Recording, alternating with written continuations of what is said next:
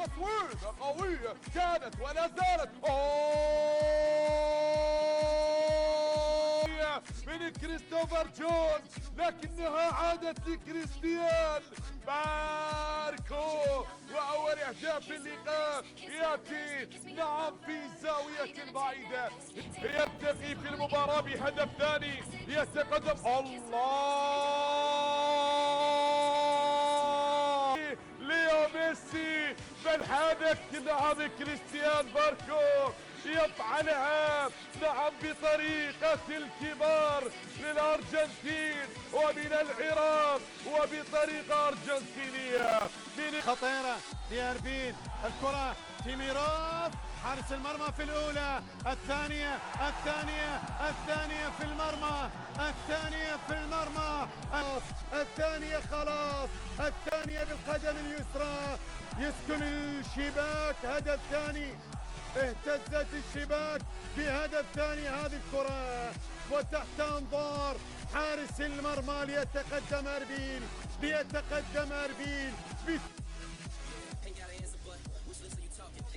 على منوفيش باركو.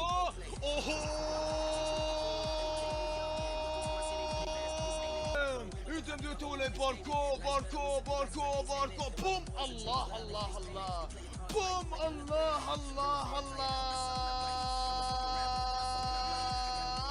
امشوها ولير باور بينك يابا، تماشاكن جواني كولكاني امشوي. كريستيان باركو. الله الأرجنتيني كريستيان يضع الكرة على يسار حارس المرمى. قوية كانت صعبة كانت على أحمد بشار، رايح إلى أحمد بشار ولكنها كانت صعبة. نقل على اليمين، لو زالت قائمة خطيرة من جانب كاباريرا. بورتو عرضية، الجول تمشي بعرضية من هناك، نعم من أمريكا الجنوبية خالصة. هدف من أمريكا الجنوبية خالص من عرضية الأرجنتيني كريستيان باركو وصولا إلى أما بالساعة 5:30 القاسم وديالا، والساعة 7:30 الغراف والنجف. 5 لقاءات اليوم، والجولة 26 ستنطلق يوم الجمعة القادمة بإذن الله تعالى. خطيرة الآن أول بالشباك الزوراء. شوفها بالإعادة، الكرة العالية جميلة، لكن هنا التصويبة اللي باغتت حارس المرمى حسين حسن. إذا الغياني يسجل همام مرة ثانية، تحضير موجود، ممكن التسديد، فرصة جول. في هذا الموسم هذه الكرة الماضية لم يكن في موقف تسلل شيرزو تيميروف. الله، وضعها بأريحية بثقة عالية بأهداف الهدافين. بينية خطرة يا جول. من الوقت المحتسب بدل ضايع بكرة وجملة تكتيكية جميلة، يسجل أول أهداف المباراة وأول أهداف الشخصية هذا الموسم. في رافقة مسيرة المدربين قاسم وهيثم الفول في تاريخ الدوري. من هنا الله حارس من هناك بتصرف سريع وردة فعل رائعة ومثالية من فوق الحارس مهدي هاشم، رماها بعد تمريرة رائعة قدرها من جانب باركو من جانب الشانكو الأرجنتيني.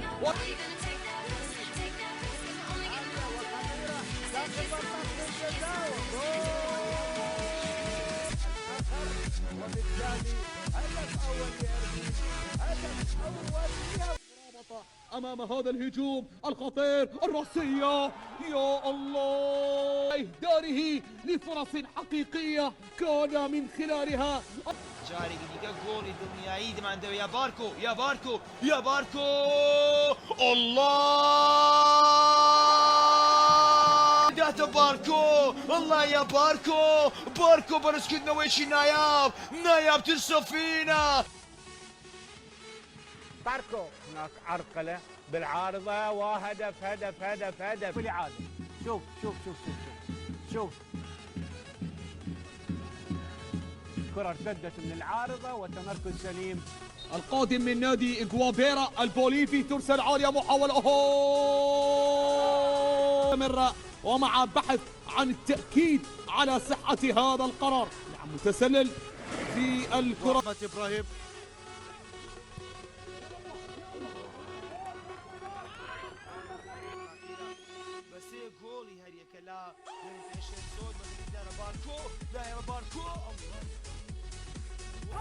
مصطفى طبايك بولادي ما ترسيدار جبويان هاولر باركو كريستيان ليتاني قتل أمادو ديارة وإلى الأمام عن طريق باكو تمرير خطير التسديد يا الله وفرص شيرزو تيميروف الذي لم يعرف حتى الآن طريق الشباك.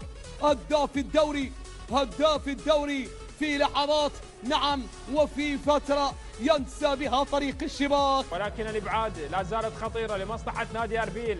ممكن التسديد، هذه خطيره، فرصه جول. ارضيه الملعب، لاحظ هذه الكره الماضيه همام طارق باليسار قويه ولكنها غير دقيقه، مرت بسلام وامان على مرمى نادي القاسم. مباراة لا تتحمل أكثر من هدف. تيميروف هل هو متسللا أو فيها إنقاذ من قبل حارس المرمى جعفر شنيشي بخروج. أيضا يتميز بنادي أربيل في هذا الموسم. تمرير على الأمام، الاختراق، المحاولة. جيل حاول التدوين، حاول في الكرة الماضية ولكن كرة في المنتصف، كريستيان هذه تمريرة لهدف ثاني تيميروف. كرة مقطوعة، حاول كرة خطيرة خطرة. خطورة الصفراء لنادي أربيل، متابعة عن طريق اللاعب باركو والتمرير والمحاولة والتسديد. الله الماضية نعم كان متسللا، حاول وأخطر المرمى وباختراق. بعد من اندوكا، محاولة خطيرة. ممكن فريق نادي أربيل يحاول أن يهاجم بقوة ومحاولة على رعد ومصطفى شوكت. ديارة بمتابعة جيدة للكرة الماضية مع خطورة لنادي أربيل والانطلاقة. كريستيان بالكرة لعبت خاطئة، هل يعاقبون أو ماذا؟ كرة تعود من الطرف الأيمن، تصويب. الله يا مارلين شوبانوف والله. والدرفة يا ريكي طباي كما ترسيدار جاري قادم ثاني لدونو.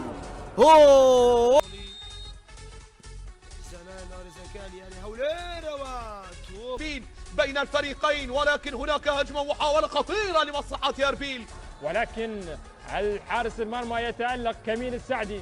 الكرة عادت من جديد من هناك لمصلحة أربيل، ينتصر لغاية الآن في هذا الموسم. تخيل آخر فوز لنادي القاسم في الدوري كان الموسم الماضي كان آخر فوز. نسبة لكابريرا من الأوروغواي. كابريرا كرة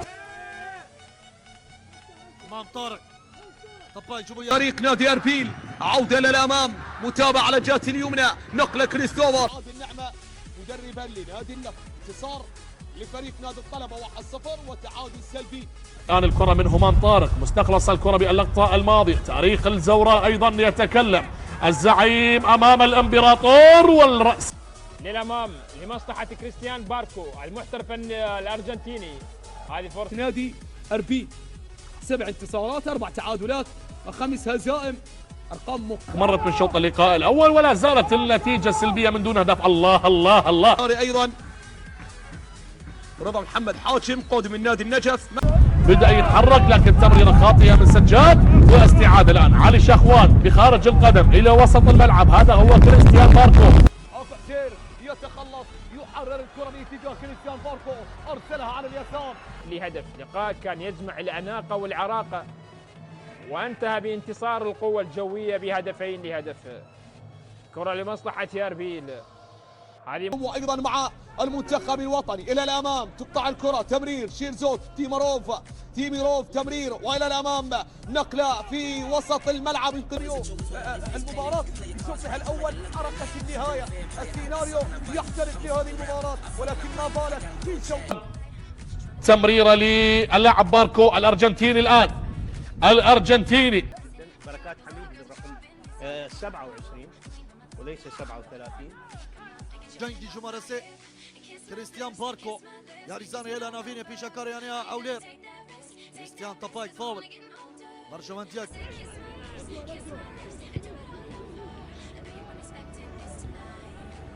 وسط الملعب والبحث عن المساندة والبحث عن الزملاء. عملية البحث الآن مستمرة أو لا؟ ياريزان يوسف الالوسي تابايك محمد علي عبود فاول ماترسيدار برجوانتيا يعني اولير ده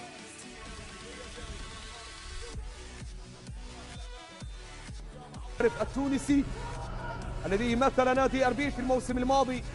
عودة في وسط الملعب، كرة إلى الأمام، محاولة المرور ومحاولة من هناك لدفاعات نادي النفط للافتكاك، ولكن وسط